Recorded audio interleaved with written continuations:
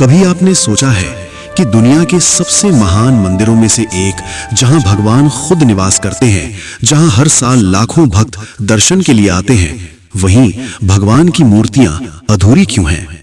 न हाथ पूरे, न पैर पूरे, न ही कोई पारंपरिक दिव्य स्वरूप, फिर भी उन्हें ही कहा जाता है जगत के नाथ भगवान जगन्नाथ। आखिर इस अधूरेपन के पीछे छिपा है कौन सा रहस्य? क्या ये कोई भूल थी या खुद भगवान की एक गहरी दिव्य लीला? बहुत समय पहले पुरी नगरी में एक महान और धर्मपरायण राजा रहते थे, राजा इंद्रद्युम्न। उनके पास सब कुछ था, धन, वैभव, शक्ति, लेकिन फिर भी उनके दिल में एक खालीपन था। हर रात वो आकाश की ओर देखते और एक ही प्रार्थना करते, हे प्रभु, मुझे अपने दर्शन दीजिए, मैं आपको देखना चाहता हूं, मैं आपकी सेवा करना चाहता हूं। उनकी ये पुकार, उनकी ये सच्ची भक्ति आखिरकार भगवान तक पहुंच ही गई। एक रात जब पूरा महल गहरी नींद में था, राजा को एक दिव्य स्वप्न आया। उस स्वप्न में स्वयं भगवान विष्णु प्रकट हुए।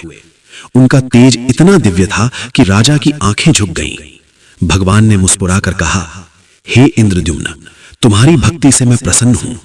जल्द ही समुद्र किनारे तुम्हें एक दिव्य लकड़ी मिलेगी, उसी से मेरा स्वरूप बनवाना। राजा की आंख खुली और उनका दिल तेजी से धड़कने लगा। वो समझ चुके थे ये कोई साधारण स्वप्न नहीं था, ये स्वयं भगवान का आदेश था।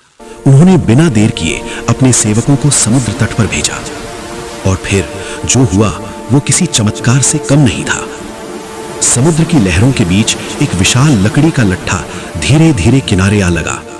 उस लकड़ी से एक अद्भुत दिव्य प्रकाश निकल रहा था, जैसे उसमें स्वयं भगवान की उपस्थिति हो। राजा ने उसे देखते ही पहचान लिया, ये वही है। लेकिन असली परीक्षा अब शुरू होने वाली थी। राजा ने राज्य के सबसे कुशल कारीगरों को बुलाया, लेकिन जैसे ही कोई उस लकड़ी को छूने की कोशिश करता, उसके हाथ कांपने लगते। कोई उसे काट नहीं पाया, कोई उसमें छीनी नहीं चला पाया, जैसे वो लकड़ी किसी और का इंतजार कर रही थी। तभी एक दिन दरबार में एक बूढ़ा बढ़ई आया।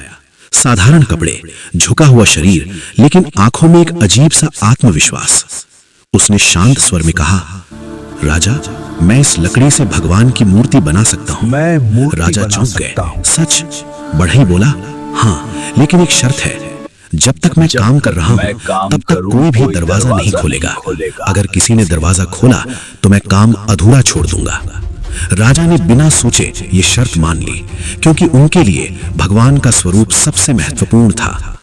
बढ़ई अंदर गया, दरवाजा बंद हो गया और शुरू हुआ एक रहस्यमयी काम। हर दिन राजा और रानी बाहर खड़े इंतजार करते रहते। दिन बीतते गए, 1 दिन, 2 दिन, 10 दिन, 15 दिन और फिर आ गया 21वां दिन। लेकिन इस बार कुछ अलग था। अंदर से कोई आवाज नहीं आ रही थी। पूरा महल एक अजीब सी खामोशी में डूब गया। रानी घबरा गई। महाराज, कुछ गड़बड़ है, इतने दिनों से कोई आवाज नहीं आ रही। कहीं उस बूढ़े को कुछ हो तो नहीं गया? राजा का दिल भी घबराने लगा। उनके मन में सवाल उठने लगे, अगर अंदर कुछ गलत हो गया तो? अगर वो मर गया तो? एक तरफ उनका वचन, दूसरी तरफ उनकी चिंता, और आखिरकार चिंता जीत गई। राजा ने आदेश दिया, दरवाजा खोलो। दरवाजा धीरे धीरे खुला और जो दृश्य सामने था उसे देखकर सब स्तब्ध रह गए। अंदर 3 मूर्तियां थीं, लेकिन वे अधूरी थीं। उनके हाथ पूरे नहीं थे, पैर पूरे नहीं थे, चेहरे पर एक रहस्यमय भाव था और वो बढ़ई कहीं भी नहीं था। राजा के हाथ कांपने लगे, उनकी आंखों से आंसू बहने लगे। उन्हें समझ आ गया, मैंने बहुत बड़ी गलती कर दी। वो कोई साधारण बढ़ई नहीं था, वो स्वयं भगवान थे। राजा घुटनों के बल गिर पड़े। हे प्रभु, मुझे माफ कर दीजिए, मैंने अधीरता में तट सब कुछ बिगाड़ दिया था। तभी पूरा वातावरण बदल गया। एक दिव्य प्रकाश फैल गया और आकाश से एक गूंजती हुई आवाज आई, हे इंद्रद्युम्न, दुखी मत हो, यह सब मेरी ही इच्छा से हुआ है। राजा ने आश्चर्य से ऊपर देखा। भगवान बोले, मैं पूर्ण नहीं रहना चाहता था, मैं चाहता था कि मेरा रूप ऐसा हो जो हर भक्त के प्रेम से पूरा हो सके। मेरे ये अधूरे हाथ पैर यह दिखाते हैं कि मैं किसी एक रूप में सीमित नहीं हूं। जो भक्त मुझे जिस रूप में देखता है मैं वैसा ही बन जाता हूं। मुझे सोने चांदी के आभूषण नहीं चाहिए, मुझे चाहिए सिर्फ सच्चा प्रेम, और वही प्रेम मुझे पूर्ण बनाता है। राजा की आंखों से आंसू बहते रहे, लेकिन इस बार उनके दिल में शांति थी। उन्होंने समझ लिया ये कोई गलती नहीं थी, ये एक दिव्य लीला थी। उन्होंने उसी अधूरी मूर्तियों को मंदिर में स्थापित कराया और पूरे राज्य में उत्सव मनाया गया। धीरे धीरे ये खबर पूरे देश में फैल गई। लोग दूर दूर से आने लगे उस भगवान के दर्शन करने जो अधूरे होकर भी सबसे पूर्ण थे। एक दिन एक गरीब भक्त मंदिर आया। उसने भगवान को देखा और मुस्कुराया।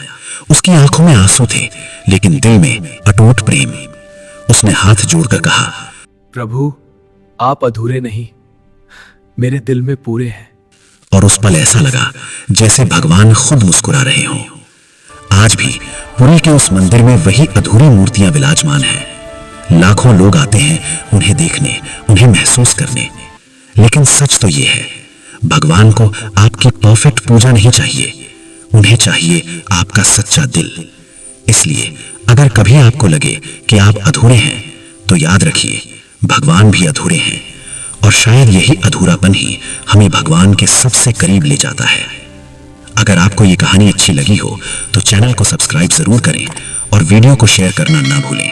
धन्यवाद।